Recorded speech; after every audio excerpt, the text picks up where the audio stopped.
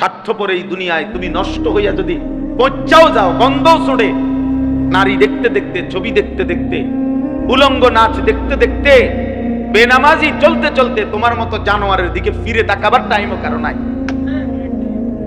তুমি ভূত মনে করতে পারি, তোমারটা তুমি নষ্ট হইয়া গেলে আর কি। তুমি চরিত্র কোন দুনিয়া, কোন নাফরমান, কোন পাপী আল্লাহর দুনিয়া থেকে চলে গেলে কুত্তাও আর নাম নেয় না, কুত্তাও আর নাম নেয়। কে কার জন্য বসে থাকে?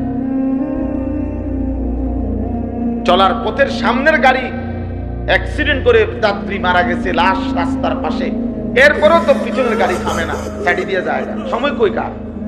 কার লেগে কে বইয়া থাকবো? টাইম কই মিয়া? আমাদের ছেলে পেলে গুলো বুঝলই, কারে দেখায় চুল, কারে নিজে নিজে নিজের সারা দিনে 50 বার নিজে নিজে নিজের ছবি নিজে উঠায়, নিজেই হাসে, নিজেই হাতালগি দেয়, নিজেই চুল ঠিক করে, নিজেই আবার ছবি ফেসবুক, মানে নিজেই পাগল, মানে নিজের তার ছিঁড়ে গেছে এটা জানে। প্রত্যেক যারা এই সেলফি তোলে যারা, অধিকাংশই প্রতিবন্ধী, বাস্তব এগুলো তার ছিঁড়া, এগুলো মানসিক প্রতিবন্ধী। নাই তো নিজে নিজে হাসবে কেন? নিজে নিজে হাসবে কেন? আল্লাহ আমাদেরকে বুঝার তৌফিক দান করেন। এটা বুঝে একটা জিন্দেগি। এই জন্য কিছু ছেলে পেলে দেখবেন এমন অপদার্থ যে কোনো জীবনের আগা নাই মাথা নাই, কি করে খায়, ঘুমায়, কোনানে পেশাব করে, কোনানে হাঁটে, চুলের দশা কি, জামার দশা কি, করে এটা কি, হ্যাঁ, পাগলের কোনো পূর্ব নাই পশ্চিম নাই, কিচ্ছু। জিন্দেগির কোনো লক্ষ্য উদ্দেশ্য না, গন্তব্য চেনে না, মনসিল চেনে না, জীবনের কোনো টার্গেট আছে। কোথায় গিয়ে থাম, কোথায় গিয়ে থাম জানে। হাজারো মা বাপ এই শিক্ষিত হওয়ার নামে, যারা জেনারেল শিক্ষিত, তারা মনে করে অনেক কিছু শিক্ষিত। সবচেয়ে বড় দুর্ভাগ্য হতে তাদের অধিকাংশই তাদের মনসিল চেনে না, গন্তব্য চেনে। সে কোথায় গিয়ে থামবে আসলে এইটাই জানে। এই মনে করছে বুড়া গালে বালা খাইব, এই জন্য আমার এত কষ্ট করে ফোন। বুড়া গালে এই মাথা দিলে, বয়সকালে একটু আরাম করে। কি এর আরাম? দুনিয়ার সমস্ত ডায়াবেটিস রোগী, ডায়াবেটিক হসপিটালে গেলে দেখা যায় সব বয়স্ক লোক লাইন ধরে বসে রয়েছে। তাহলে ব্যারামের জ্বালায়, রোগের কারণে আর কিছুই দুনিয়া ভোগ করতে পারে না। সব বুঝাইছে, টাকা পয়সা সবই আছে, কিন্তু রোগ, অসুস্থতা, দুর্বলতা আর তাকে দুনিয়া ভোগ করতে দেয় না। ভারতীয় উপমহাদেশের একজন সম্রাট ছিলেন শের শাহ, আমরা কিতাবে ইতিহাসে পড়ছি। উনি বলছিলেন ওনার বয়স যখন 63 পার হয়েছে তখন তিনি ভারতীয় উপমহাদেশের বড় বাদশাহ হয়েছে। কিন্তু এর জন্য ওনাকে 45 বছরের চাইতে বেশি লাগাতার যুদ্ধ বিগ্রহ করতে হয়েছে। বহু যুদ্ধ বিগ্রহ করে এরপরে তিনি একদিন 63 বছর পরে, 60-63 বছর পরে ভারতীয় উপমহাদেশে বাদশাহ হয়েছে, বড় ক্ষমতাধর হয়েছে। তো একদিন তিনি বাদশাহীর মসনদে বসে আফসোস করে বলতেছিলেন যে হায়, আমার রাজত্বের সূর্য যখন চমকাইছে, আমার হায়াতের সূর্য তখন ডুবতে শুরু করেছে। মানে আমার বাদশাহী তো আসছে ঠিক আছে, রাজত্ব তো আসছে ঠিক আছে, কিন্তু আমার জিন্দেগির সূর্য তো কি ডুবার টাইম হয়ে গেছে, ডুবার টাইম। আমি এতক্ষণ আলুর ভর্তা ডাল দিয়ে খাইয়া শেষ করে নিলাম, এখন হাত দুবার মুহূর্তে আমনে আমার লেগে এতটি তরকারি আনলে কি লাভ? খামু কেমন? আমার তো চাহিদা শেষ। কথার কথা এমন হয় না? এই জন্য ভাইয়া অলসতা না করা, নেক কাজে গরিবসী করা, এটাকেই অলসতা।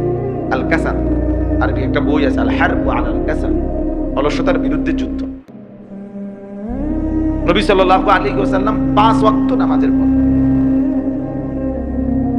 আপনার এটা থেকে বানা আছে যে আল্লাহ আমি অলসতা থেকে মুক্ত। যার মঞ্জিল জানা আছে সে অলস হয়। আমার আখিরাত অনেক দরকার, আমার অনেক নেকি দরকার, আমার অনেক দরকার, আমার কবরের সফর বড় লম্বা সফর। এই যত মানুষ আলহামদুলিল্লাহ নেককার লোক। আমার শায়েখ আল্লামা মুফতি মুশতাকুর নবী কাসিম দিন রাত দেখি দৌড়ায়, মেহনত করে, এই চলার পথে অল্প স্বল্প বিশ্রাম করে। কিন্তু সারা দিন এভাবে মনে হয় আজকে মনে করেন 20 বছর ধরে দেখতেছি, কিন্তু কোন সময় এত মাহফিল, এত বয়ান, এত নসিহত, এত মসজিদের পেরেশানি না হইলেও 30টা মাদ্রাসা কম পক্ষে হুজুরে এক হাতে চালায়, একার যদি কম হয় তাইলে এই সারা দেশ জুড়ে এখন এই মুহূর্তে দক্ষিণ কোরিয়া আছে। হুজুর এখন দক্ষিণ কোরিয়া বয়ান করতে গেছে, 2 তারিখ গেছে, খবর পাঠাইছে যে আইসাই জাপান যাবে, হজে যাবে, হজের থেকে আইসা জাপান যাবে। তো আমি এই 20 বছরে কোনোদিন দেখি নাই যে আপনার কোন সময় বলছে মাওলানা আর ভাল লাগে না, আর কত ওয়াজ করবো, আর কত জিরানো দরকার, এটা বলেই না কখন। কারণ আখিরাত যার চোখের সামনে, যে মঞ্জিল চিনে, গন্তব্য চিনে, তার হাতে সময় খুব কম, আর যার কোনো জীবনের লক্ষ্য উদ্দেশ্য নাই।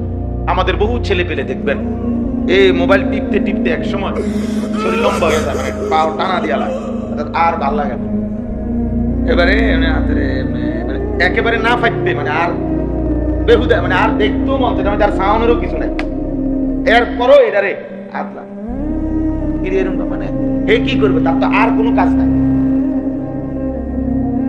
তার তো জীবনের কোনো মঞ্জিল না, মা তাকে কিছু শিখাইছে, না বাপ তাকে কিছু শিখাইছে, না তার শিক্ষা প্রতিষ্ঠান তাকে কোনো গন্তব্য চিনাইছে,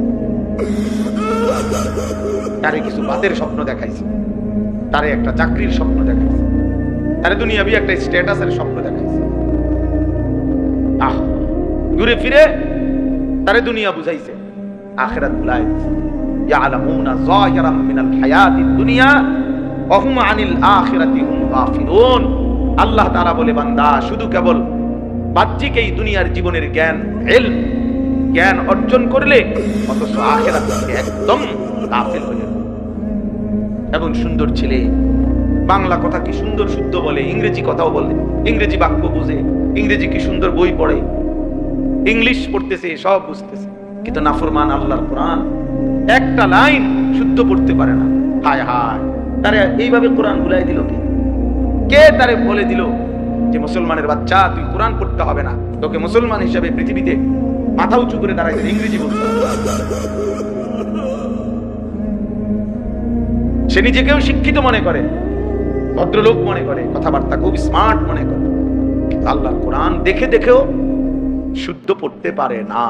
এইটা যে অশুদ্ধ হওয়া, অপরাধ, দোষ, ত্রুটি, এইটাও বোঝে না, এইটাও বোঝে।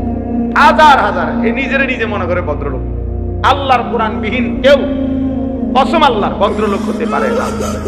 শুধু শব্দ শুদ্ধ উচ্চারণ করলেই ভদ্রলোক হয় না, পৃথিবীর কোনো বইতে কথা নাই। আমি তাহলে চ্যালেঞ্জ করবো, আমি দেখাই, আমরাও জেনারেল লাইনে, আমি মাস্টার্স পাস করছি, মুল্লা ভিক্টোরিয়া কলেজ, পৃথিবীর কোথাও এটা লিখে নাই। শুধু শব্দ বাক্য কথা শুধু শুদ্ধ বলতে পারলে, কেমন আছেন, ভালো আছেন, নাস্তা খেয়েছেন, এটা চা খাবেন, হ্যাঁ, এভাবে কিছু শুদ্ধ কথা দেখছো, কেমন ভালো ছেলে, কি শুদ্ধ কথা বলে, কিন্তু এবারে মুদ্দা পানি লইতারে না, পেশাব করে কেমনে, টয়লেট পেপার ব্যবহার করে, পাক হয় কেমনে, অপদার্থ এটাই জানে না। এই কিসের ভদ্রলোক? এত অপবিত্র লোক। এই জন্য এটা বোঝা উচিত।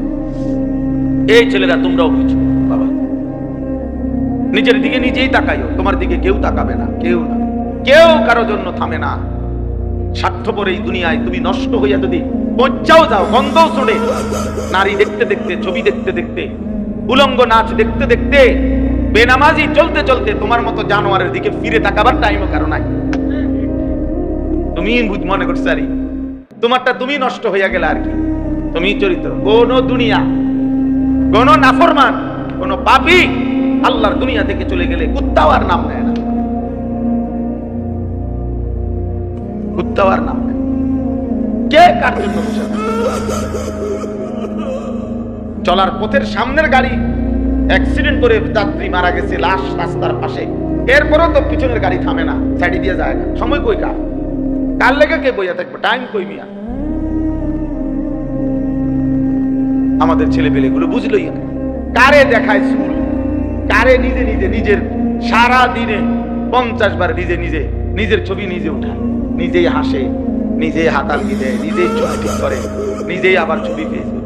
মানে নিজে পাগল, মানে নিজের তার যে ছিঁড়ে গেছে এটা জানে না।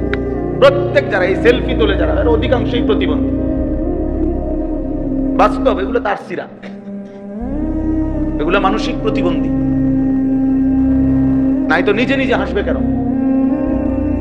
নিজে নিজে হাসবে কেন? আল্লাহ আমাদেরকে বুঝার তৌফিক দান করে।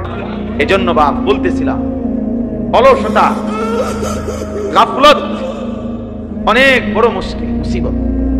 অলসতা যারে পাইয়া বসে তার জীবন শেষ। মুমিন অলস হবে না, কারণ আমার মঞ্জিল অনেক দূর, আমারে অনেক দূর যাইতে হবে। আমি থেমে গেলে হবে কেন? আমি থামলে হবে কেন? এত লম্বা কবর নাই তো আমি পাড়ি দেবো কেন? এত বিস্তীর্ণ হাসরের মাঠ আমি পাড়ি দেবো কিভাবে? আমার ফুলসেরাত আমি কেমনে পারবো? এত লম্বা পথ যার সামনে, সে এত দ্রুত থেমে গেলে হবে না। শুধু মসজিদে 10,000 টাকা দান করলে এত বড় বেহেশতের বুঝ হয় না। শুধু মসজিদে 3টা ফ্যান দিয়ে দিলে এত বড় আখিরাতের ব্যবস্থা হয় না। ভুল এবং অশুদ্ধ, সূরা শুদ্ধ নাই, কেরাত শুদ্ধ নাই, দোয়া শুদ্ধ নাই, ওযু গোসল ঠিক নাই, এরকম নামাজ শুধু শুক্রবারের 2 রাকাত নামাজ দিয়া, হায় নাফরমান মুসলমান, বাকি 5 ওয়াক্ত নামাজ যারা পড়েন না, এই বেহায়া বেশরমরা মনে রাখেন আখিরাত এত মামুলি না। আপনি যেটা মনে করছেন, আপনার ইবলিসে, শয়তানে আপনারে বলছে, শয়তানে শুধু শুক্রবারে নামাজ পড়লেই চলে, এটা যারে বুঝাইছে তারে শয়তানে বুঝাইছে, কোন মুমিন বুঝায় নাই। কোন আলেম দ্বীন কোনদিন বলে নাই, কোনদিন বলে নাই যে একজন মুমিনের জন্য শুধুই জুমার নামাজ পড়া জরুরি। পৃথিবীর কোথাও নাই এই কথা, আল্লাহর কোরআনেও নাই, রাসূলের সুন্নাতেও নাই, কোন আলেম দ্বীনের জবানেও নাই। এক শয়তান তার কলিজার ভিতরে এটা ঢুকাইছে। এই ইবলিস তারে বুঝাইছে শুধু তুই শুধু মুসলমান পরিচয় রাখবি, শুক্রবারে 2 রাকাত নামাজ পড়বি, আগেও পড়বি না পরেও পড়বি না। আহ, এ নিজেরে খুব চালাক মনে, খুব চালাক। ভাত দুগা ঠিক মতো খায়, উস্তু দিয়া ভাত খায়, আর দুনিয়া একটু চলতেছে এই কয়দিনের, এতেই খুব চালাক। না ভাইয়া, চালাক না। আখিরাত, আখিরাত যার সামনে সে চালাক। আল কাইয়িসু মান দানা নাফসাহু, নবী সাল্লাল্লাহু আলাইহি ওয়াসাল্লাম বলেন, বুদ্ধিমান সে যে তার নিজের হিসাব করে, ও আমিলা লিমা বাদাল মাউত, এবং মৃত্যু পরবর্তীর জন্য আমল করে, আমল করে। এজন্য চালাক বলে কাকে? ঈমানদার। চালাক বলে বন্দেগীওয়ালাকে, চালাক বলে আখিরাত চিনেছে। নবীজিকে জিজ্ঞেস করছে, মান আকিয়াসুন নাস, হে আল্লাহর রাসূল সর্বাধিক বুদ্ধিমান কে? নবী সাল্লাল্লাহু আলাইহি ওয়াসাল্লাম বলেন, আকসারুহুম যিকরান লিল মাউত, যে বেশি বেশি মৃত্যুকে স্মরণ করে, ওয়া আকসারুহুম ইস্তিদাদান লিল মাউত, যে বেশি বেশি মৃত্যুর জন্য প্রস্তুতি গ্রহণ করে। এজন্য বন্ধু আমার ছেলেরা, কোন নাফরমান চালাক হয় না, তার জন্য তো পৃথক শব্দই আছে। এর চালাক বলবে কেন? মনে করেন একটা লোক সুর, এতে বুঝি চালাক, এটা সুরে না। একজন লোক সুদখোর, হে কি চালাক না? তার লেগে তো শব্দ নির্ধারণ করাই আছে সুদখোর, সামনে লেগে তো উপযুক্ত শব্দ রাখছে। আপনার চালাক হতে কিন্তু চালাক। একজন লোক মিথ্যাবাদী, ওজনে কম দেয়, কাস্টমারকে ঠকায়, হে চালাক না? তার জন্য বাটপার এই শব্দ তো আছে। যদি এমন হইতো যে শব্দ নাই আপাতত, এটা দিয়ে আপনার চালাক, আপনার লেগে তো উপযুক্ত শব্দ রাখছে। সুদখোর, ঘুষখোর, হারামখোর, জিনাখোর, ব্যভিচারী, মদখোর, নেশাখোর, গাঁজাখোর, কুট্টাখোর, বাবাখোর, ডাইলখোর, ইয়াবাখোর, হারামখোর, ব্যভিচারী, বেপর্দা নারী, বেহায়া নারী, তো সুন্দর সুন্দর শব্দ তো আছে। আপনি ওই থেকে না নিবেন, চালাক হবেন কেন? চালাক ঈমানদারকে বলে। উলুল আলবাব, কোরআনে আল্লাহ বলছে উলুল আলবাব অর্থ চালাক, বুদ্ধিমান। আর আল্লাহ বলছে 3টি গুণ যার মধ্যে আছে সে বুদ্ধিমান। 1, দাঁড়িয়ে বসে শুয়ে সর্বাবস্থায় যে আল্লাহর জিকির করে। 2, সর্বদা যে আল্লাহ তাআলার সৃষ্টি নিয়ে ফিকির করে, ভাবে, আর নিজের কর্তব্য নির্ধারণ করে। হ্যাঁ, এত বড় সৃষ্টি যিনি বানিয়েছেন, তিনি আমার কাছে কি চাচ্ছেন? যিনি আমার জন্য এত কিছু দিলেন, উনি কি কোনো উদ্দেশ্য ছাড়াই আমাকে এত বড় আসমান, জমিন, চন্দ্র, সূর্য, আলো, বাতাস, রোদ, বৃষ্টি, গ্রহ, নক্ষত্র, হাসি, কান্না, হাত, পাও, অঙ্গ প্রত্যঙ্গ, স্ত্রী, সন্তান, ঘর, জমি, ফুল, ফল, ফসল, এত কিছু তিনি দিলেন কোনো উদ্দেশ্য ছাড়া? আফা হাসিবতুম আন্নামা খালাকনাকুম আবাতান, আল্লাহ তাআলা বলেন, তোমরা কি এই ভেবেছো যে আমি আল্লাহ তাআলা তোমাদেরকে অনর্থক বানিয়েছি? অনর্থক বানিয়েছি। আমরা কিতাবে পড়ছি হযরত ইউনূস আলাইহিস সালাম একদিন এক মাটির কুমার যে মাটি দিয়া পাতিল বানায়, তো কুমার রে বলছে, তোমার এই যে বানানো পাতিল যেগুলো তুমি মাটি দিয়া বানাইছো, একটা পাতিল ভাঙ্গা ফেলো। তো সে বলল, কেন ভাঙবো? আমি কি এটা প্রয়োজন ছাড়া বানাইছি? আমি ভাঙবো কেন? আমার বানানো মাটির পাতিল আমি ভাঙবো কেন? তো আল্লাহ তাআলা বললেন, ইউনূস, এবার ভেবে দেখো, এক কুমার যদি এক ছোট্ট পাতিল অনর্থক না বানায়, আমি মালিক, এত সুন্দর মানুষ আমার হাতে গড়া আমার বান্দা, আমি অনর্থক বানাইছি? কিভাবে তোমরা ছেলেরা খাইবা, ঘুমাইবা, নারী দেখবা, ছবি দেখবা, মদ জুয়া অশ্লীলতা অসভ্যতা টুঁটু করে মাতালের মতো ঘুরবা, কে মা কে বাবা, কি ধর্ম কি ইসলাম কি আল্লাহ কি কোরআন কিচ্ছুর সাথে যাদের কোনো সম্পর্ক নাই, প্রিয় ভাই, এমন জীবন তো জানোয়ারের জীবনও না। জানোয়ারও তো নির্দিষ্ট, যেই জানোয়ার ওই ওর কিসিমের জানোয়ারের সাথে চলাফেরা করে। কুকুর তো কুকুরের সাথে থাকে, শুকর তো শুকরের সাথে থাকে, পিঁপড়া তো পিঁপড়ার সাথে থাকে, বিড়াল তো বিড়ালের সাথে থাকে। এক ইনসান হয়ে, মানুষ হয়ে, সে মানুষের সমাজে মানুষের আখলাক নিয়ে থাকবে না কেন? আল্লাহ আমাদেরকে বুঝ দান করে।